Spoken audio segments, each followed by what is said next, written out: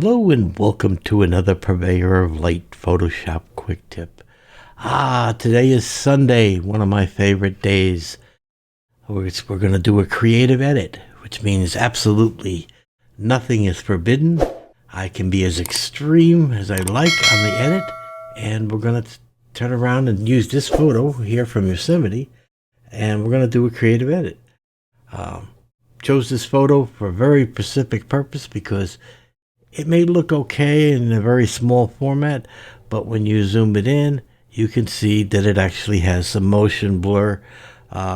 Maybe move the camera a little bit when we press the shutter button. And so therefore the picture is really not usable. And we need to hide that, correct that. So we'll go ahead and do that. I'm actually feeling a little inspired here. I think we're going to maybe do what I call a Ansel Adams treatment to it. Which means we're definitely going to go black and white. And there's other things in the photo that bother me. And I think maybe we can be creative and maybe make a better picture. Maybe not. So take you along here, like all creative Sunday edits. This is live, unrehearsed. So I don't even know what I'm going to do or how I'm going to do it. So if I make mistakes or have difficulties, you're going to see it live. And hopefully we all learn together as we go through. All right. So the river, okay, it looks like it was taken and it just maybe with a neutral density in it or too high of a shutter, and the water is just like at that awkward stage of too choppy and not soft enough, right? So you have to have that happy medium where the water looks good in a photo, and we definitely don't have that here. So I got to take care of the water. The sky, not a single cloud or any interest or drama or anything in the sky. Half dome and El Capitan. So those are going to be my targets, and so let's jump in. First things, Command and Control J. That duplicates my background. Then I'm going to come up to my quick selection tool, and I'm just going to try to make a quick selection of the river. Okay, and it's not going to be perfect, and I don't need it to be perfect. And I don't even care that these bushes and pieces of grass in the water are going to be selected. Don't even care. I'm going to do a little touch up by holding the Alt or Option key and just take out where it over selected a little bit. And that looks pretty good. Okay, so I've got a nice rough selection of the water. I'm going to blur it a little bit to kind of soften and smooth out, level out the water a little bit. And I can only do this on a creative Sunday, so we're gonna be very, very heavy-handed. So let's do motion blur. And if you're not familiar with motion blur, just drop the distance, all the things, and you have your compass here, and you can change the direction of the blur. Okay, and I want the blur to follow the river. Okay, the direction of the river. So I'll just turn around and take it way up so we can see. You can see that I'm up and down on my blur. So I'm going to turn around and use the little compass wheel, and I'm going to keep turning it until I feel that it is matching the river. Okay? And I think that's about the direction of the river, which is not too bad. So now that I've got the direction the way I want it, I want to turn around and, of course, drop the distance down. And then you see how choppy it is. So I'm going to increase it and then let go and let it generate and let go and generate. You have to do that. Otherwise, you can't just slide it. It won't do anything. You have to let go. So I'm increasing it till we start smoothing out the water. Okay. I just don't like the choppiness in the water. So I'm going to increase it. And that's not bad.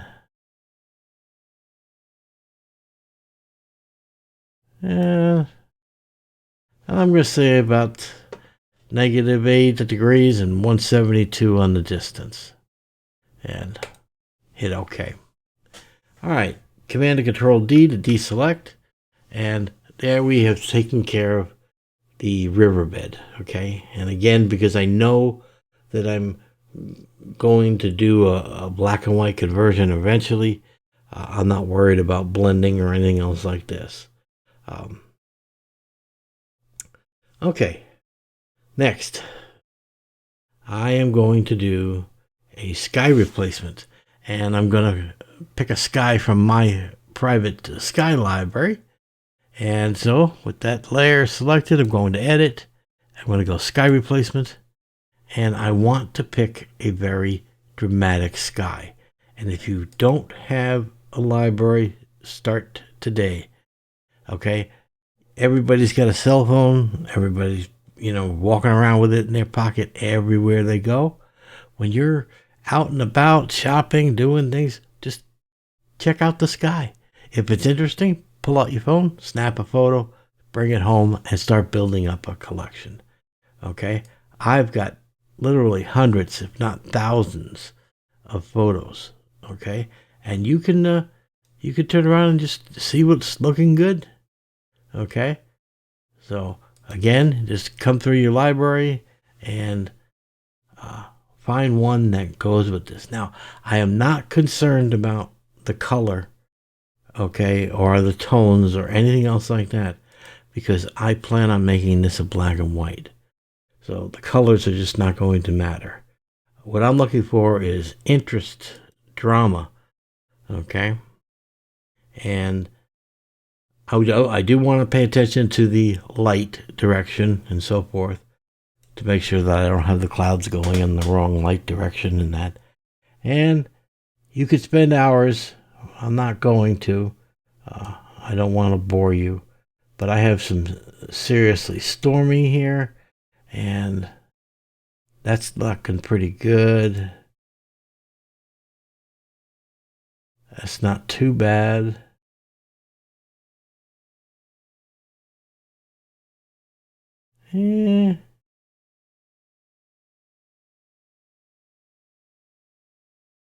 That's pretty interesting.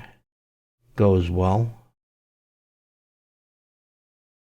And like I said, I don't want to go through, waste your time. So I'm just going to call that good. So, and I'm just going to hit OK. And so I have the sky replacement in.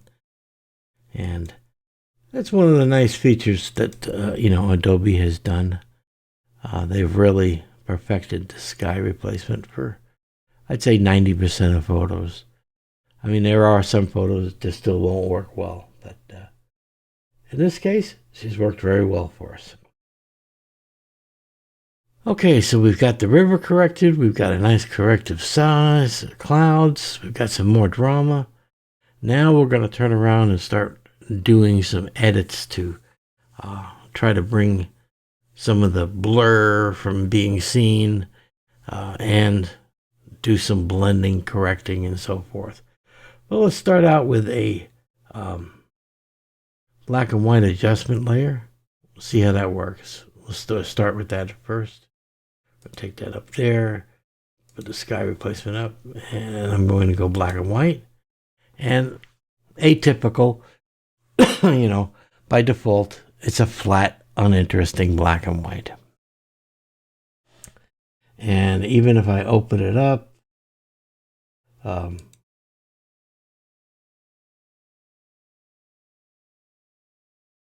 drag this out here. And I'll hit auto, see what it does. It's pretty uninteresting. It's really, I'm not finding any great drama in this.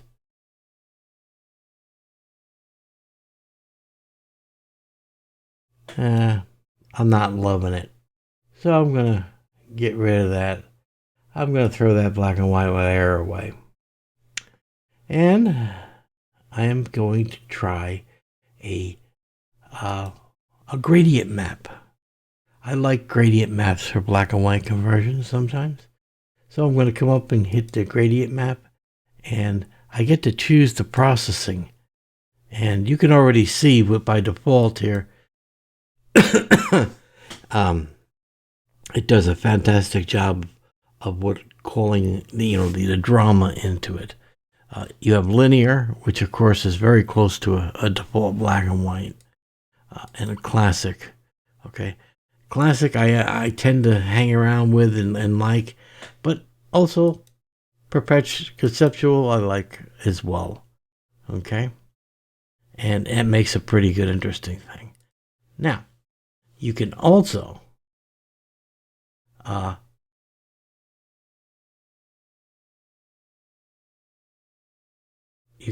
turn around and drop the opacity. So you could do a mixture or a flattened color if you wanted to do that. But I'm going to stick with this because I do like a perpetual. Now I need to do some touching into the thing. I've got too many highlights in the water. So I need to burn them down because they're distracting my eye to these streaks in the water. So I'm going to do a curves layer adjustment. And I'm going to bring it way down. Okay. Like that. Okay. Now, clicking on the mask, I'm going to invert that so it affects nothing. So Command I, and that inverts the mask. All right. And so now painting in white, I can just paint areas that I want to have affected. Okay. So using a paintbrush, I can come in and just paint. Okay. And I'm at a 22% flow. If I wanted to, I'll go for speed. I'll increase it. But you just turn around and paint your river so that you can blend in nicely. Okay? All right, that's looking pretty good. So, and I'm going to put another curves adjustment. And because the photo's looking a little bit flat, let me try a basic S curve. So I'm going to put a dot there and a dot there. And then I'm going to just simply drop it down and raise this up ever so slightly. And what I'm doing is I'm actually putting an S curve in this. Okay. So if I turn this on or off, you could see that I'm adding drama and that, but I'm also dropping into the shadows a bit. All right. So I am going to reduce the opacity because it's just a little bit too strong.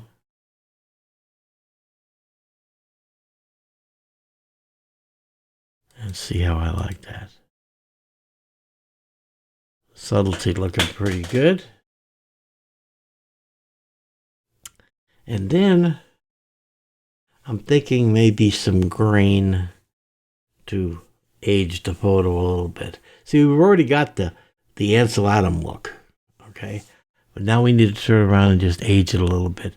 And so I need a stamp layer, which means simply I want all the layers that I have here combined into one layer, okay? And this way I can apply filters to it. So Command, Control, Option, Shift, E, okay? And that's going to put a stamp layer. Lens correction, stupid. All right.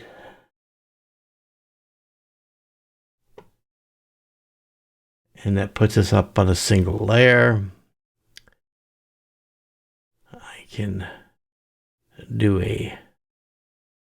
let's do, you can always tell that this is really, really live. So, convert to smart images. Okay.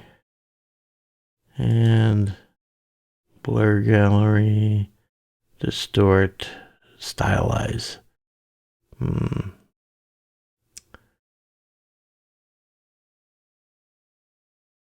That's why I like these Sunday edits, because you get to see me sitting here uncertain at different points on what I'm doing. So, and sometimes it's good, sometimes it's bad. You know, sometimes too, what I do is the neural filters. So I want to go into neural filters, Adobe's neural filters. Sometimes they're good, sometimes they're not. Landscape mixer. I'm going to try that. And I'm going to turn that on. And if you don't have this when you go into your Photoshop, just simply hit the cloud and you can download it automatically from Adobe. And I could even put it into the dead of winter. And now I could turn it into a winter scene. Now, if it's too strong, which this is definitely too strong for me, I could just drop the strength down of the narrow filter until it comes into the thing. And I think I'm thinking that looks pretty good. I'm thinking that that now looks like an interesting, dramatic photo of Yosemite Valley. Definitely drags your eye. And if you guys don't come in here and do this often, you really should go into these and start playing with these, because you can get some really interesting things.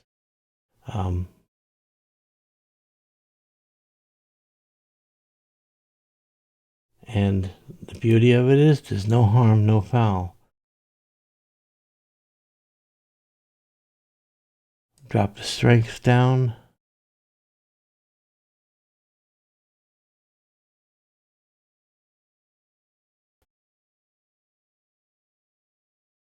And there's the before and the after. All right, so we're going to call this one done for creative things. Again, I think we have our Ansel Adams things. The before, okay, we're coming all the way up. And we will just do it from our beginning. Here is our beginning shot. And here is our ending shot. And I think that's definitely the Ansel Adams look. And we definitely have a nice interest. I'm not quite happy how the water turned out. I would spend more time in putting additional filters on. But I think it turned out okay. It's much more interesting, and it hides the blur a lot more. So we'll call this one done. All right, guys. Till next week, you guys take care.